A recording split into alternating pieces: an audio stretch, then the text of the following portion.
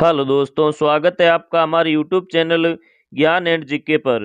दोस्तों, आज हम बात करेंगे रीट एग्जाम से संबंधित एसएसटी सब्जेक्ट से टॉप एमसीक्यू क्लास।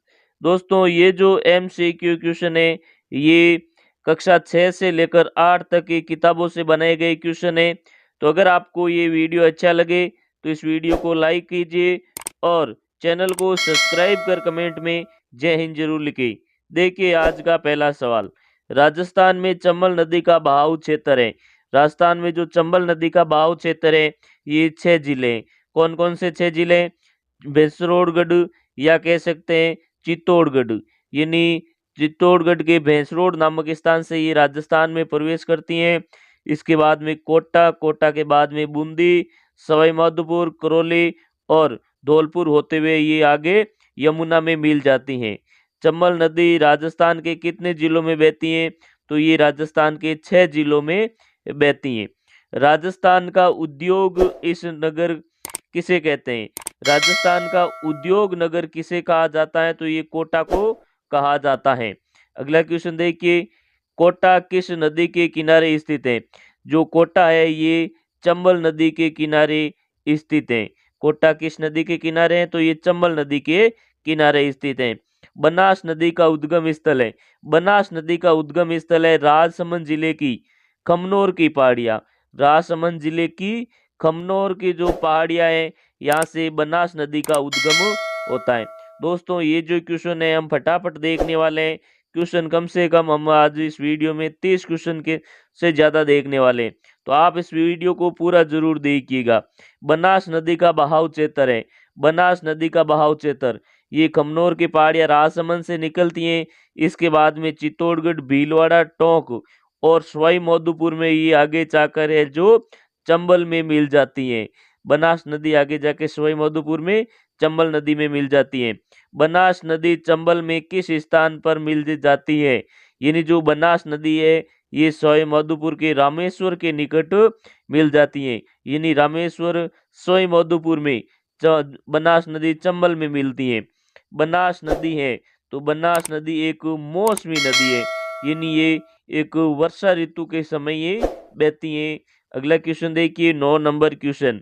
राजस्थान में बहने वाली सबसे लंबी नदी है। तो राजस्थान में बहने वाली जो सबसे लंबी नदी है वो है बनास। अगर क्वेश्चन पूछ ले जल ग्रहण की अधिकता से सबसे लंबी नदी या बड़ी नदी, तो चंबल हो जाएगा। बनास नदी की लंबाई है, बनास जो नदी है इसकी लंबाई है 480 किलोमीटर। यानी ये 480 किलोमीटर लंबी दूरी तय करती हैं। बनास नदी के तट पर स्थित नगर है। बनास नदी के तट पर जो नगर स्थित है ये है टोंक और सवाई माधोपुर। टोंक और सवाई माधोपुर किस नदी के किनारे स्थित है? तो ये बनास नदी के किनारे स्थित है। बनास की प्रमुख सहायक नदियां हैं। बनास नदी की जो प्रमुख सहायक नदियां हैं वो है मेनाल, कोठारी, बेड़च और खारी नदी। मेनाल, कोठारी, बेड़च और खारी नदी ये बनास नदी की प्रमुख सहायक नदियां हैं। लूनी नदी का उद्गम कौन से जिले से होता है? तो लूनी नदी का उद्गम है जो नाग पहाड़ अजमेर से होता है। लूनी नदी का उद्गम नाग पहाड़ अजमेर से होता है। दोस्तों, अगर आपको ये वीडियो अच्छा लग रहा है तो इस वीडियो को लाइक करें और चैनल को सब्सक्राइब कर कमेंट में जय हिंद जरूर लिखें। देखिए क्वेश्चन नंबर 14। लूनी नदी का उद्गम अजमेर के किस स्थान से होता है? तो ये गोविंदगढ़ के पास से नागपाड़ से होता है। अगला क्वेश्चन देखिए, 15 नंबर क्वेश्चन। लूनी नदी का उद्गम किन दो धाराओं के मिलने से होता है? तो ये सरस्वती और साबरमती। सरस्वती और साबरमती इन दो धाराओं के मिलने से लूनी नदी का उद्गम होता है। लूनी नदी का बहाव क्षेत्र है। लूनी नदी की अगर बहाव के क्षेत्र की बात करें तो ये नागपाड़ गोविंदगढ़ के पास से अजमेर से निकलती है। इसके बाद में ये नागौर, पाली, जोधपुर, बाड़मेर और जालोर यानी 6 जिलों में बहते हुए ये गुजरात के कच्छ की खाड़ी में विलीन हो जाती हैं। लूनी नदी का पानी कहाँ के बाद खारा हो जाता है? यानी बालोतरा के बाद है जो लूनी नदी का पानी खारा हो जाता है। बाड़मेर जिले की बालोतरा झील से लूनी नदी का पानी खारा हो जाता है। लूनी नदी की प्रमुख सहायक नदियां कौन कौन सी है? दोस्तों, ये बहुत ही इंपॉर्टेंट क्वेश्चन है, हर बार एग्जाम में आता है।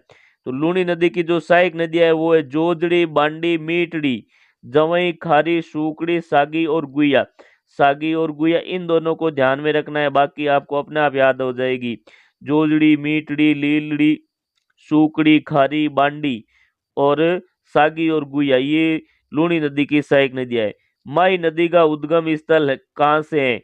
तो माई जो नदी है ये मध्य प्रदेश के विंध्याचल पर्वत से इसका उद्गम होता है।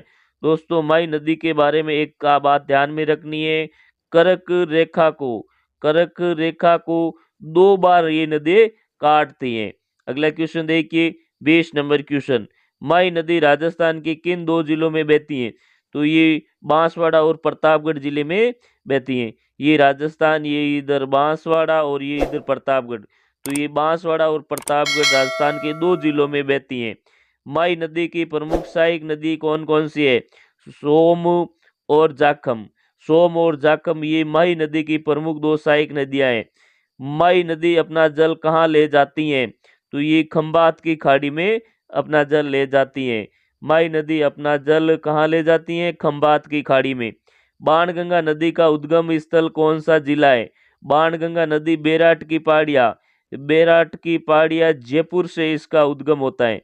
बाणगंगा नदी का उद्गम बेराट की पहाड़िया जयपुर से उद्गम होता है। बाणगंगा नदी का उद्गम कहाँ से होता है? तो ये बेराट की पहाड़िया जयपुर से इसका उद्गम होता है।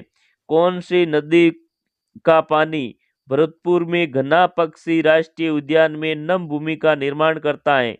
ये जो नदी है ये है बाणगंगा नदी। यानी बाणगंगा नदी भरतपुर का जो घना पक्षी राष्ट्रीय उद्यान है इसमें नम भूमि का निर्माण करती है। किस नदी को अर्जुन की गंगा कहा जाता है? इंपॉर्टेंट क्वेश्चन है दोस्तों, अर्जुन की गंगा बाण गंगा को कहा जाता है। अर्जुन की गंगा बाण गंगा नदी को कहा जाता है। अगला क्वेश्चन देखिए, 27 नंबर क्वेश्चन, घग्गर नदी का उद्गम स्थल है। घग्गर नदी का जो उद्गम है ये हिमाचल प्रदेश के शिवालिक की पहाड़ियां है। घग्गर नदी का उद्गम होता है हिमाचल प्रदेश में शिवालिक की पहाड़ियों से। अगला क्वेश्चन, तो दोस्तों आज का वीडियो हमारा आपको कैसा लगा? अगर ये वीडियो अच्छा लगा तो इस वीडियो को लाइक करें और चैनल को सब्सक्राइब कर कमेंट में जय हिंद जरूर लिखें। थैंक यू, धन्यवाद।